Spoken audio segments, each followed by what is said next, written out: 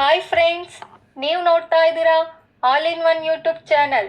ನಮ್ಮ ಚಾನಲ್ಗೆ ಸಬ್ಸ್ಕ್ರೈಬ್ ಆಗಿ ಹಾಗೆ ವಿಡಿಯೋಗೆ ಲೈಕ್ ಮಾಡಿ. Okay fine. ಇವತ್ತಿನ ವಿಡಿಯೋನಲ್ಲಿ ನಾವು ಈ ಅಬ್ಯಾಕಸ್ ಕಲಿಯೋದ್ರಿಂದ ಏನೇನು ಬೆನಿಫಿಟ್ಸ್ ಇದೆ, ಯಾವ ಏಜಲ್ಲಿ ಕಲಿತ್ರೆ ಬೆನಿಫಿಟ್ಸ್ ಜಾಸ್ತಿ, ಆ್ಯಂಡ್ ಅಬ್ಯಾಕಸ್ ಹೇಗೆ ವರ್ಕ್ ಆಗುತ್ತೆ ಅನ್ನೋದೆಲ್ಲ ನೋಡೋಣ. ನಿಮ್ಗೆಲ್ಲ ಈಗಾಗಲೇ ಅಬ್ಯಾಕಸ್ ಅಂದ್ರೆ ಏನು ಅಂತ ಗೊತ್ತಿದೆ. ಸೊ ಈ ಅಬ್ಯಾಕಸ್ ನ benefits more in childrens in the age of 4 to 14 years.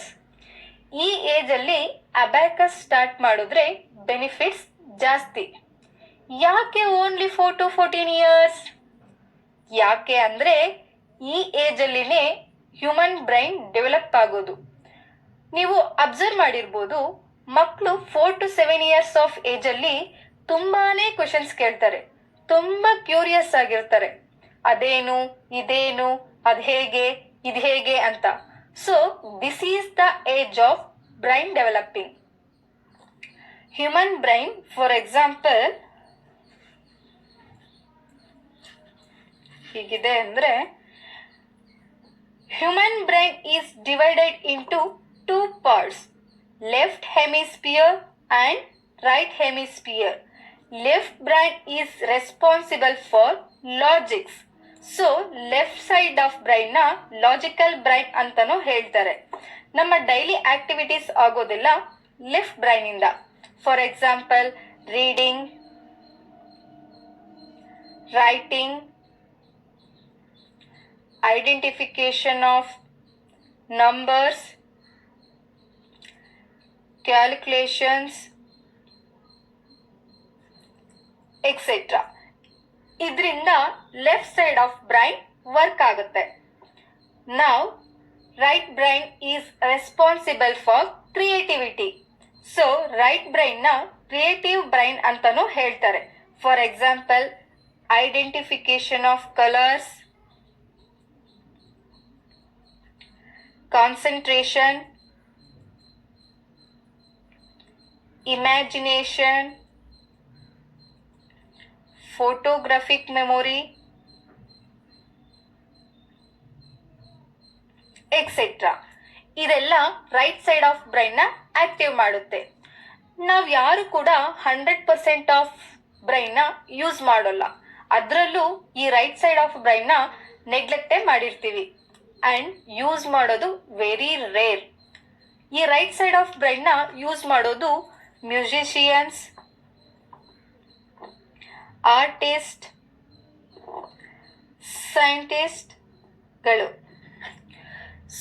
Of course ನಾವು ಯೂಸ್ ಮಾಡ್ತೀವಿ. ಯಾವಾಗ?